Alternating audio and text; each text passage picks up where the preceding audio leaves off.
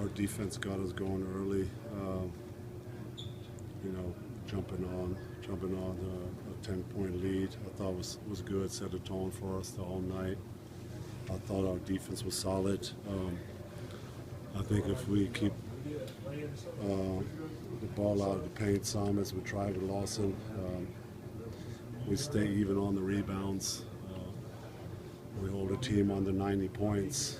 I think that's a recipe for us to win at home or on the road. And I thought we did a good job. I thought we tried to rotate for each other. I thought we tried to be in the guys' gaps. They got a lot of great drivers.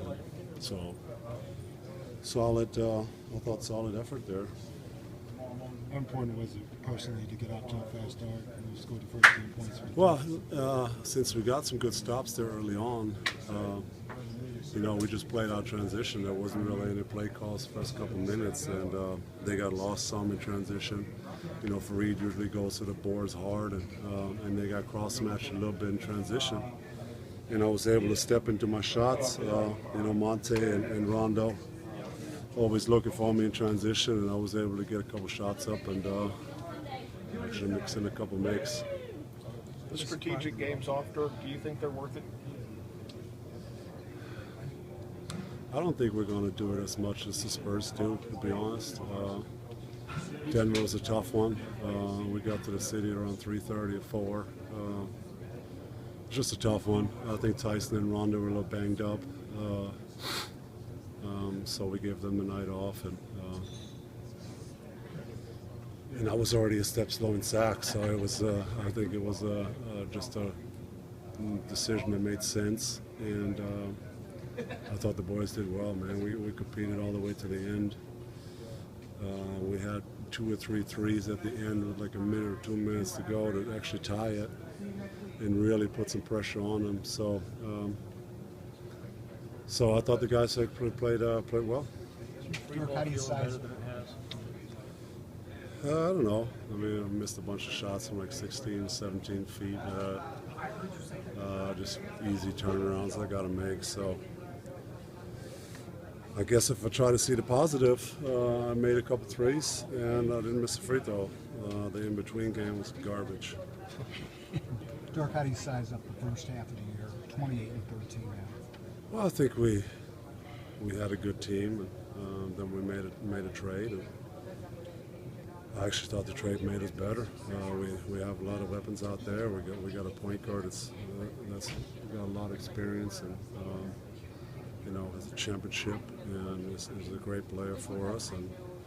But I also think that we still got some work to do on both ends of the floor. I think the calls got to be a little more natural to them on both ends of the floor, the play calling and the calls on the defensive end.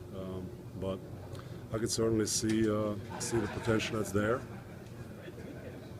But the problem is the West is just so tough. It's loaded, and it's kind of hard to see right now how it's going to end up.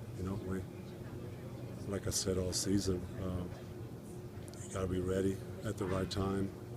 You got to pick it up after the All-Star break. You got to get some momentum. You got to be healthy at the right time. So, we're going to keep on working and till the All-Star break, get away a little bit, and come back, refocus, and try to step it up a notch, and hopefully roll in the playoffs with some momentum, and then anything's possible. Given all you just said about room for improvement, does it surprise you that this is the best midway record since 06-07?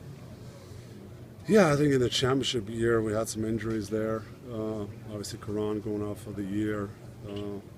I missed like 9 games in a row there when I tweaked my knee, and then I think Tyson went down for a couple games, and we had a rough stretch there. I think, if I remember correctly, we went like 2-7, 2-8.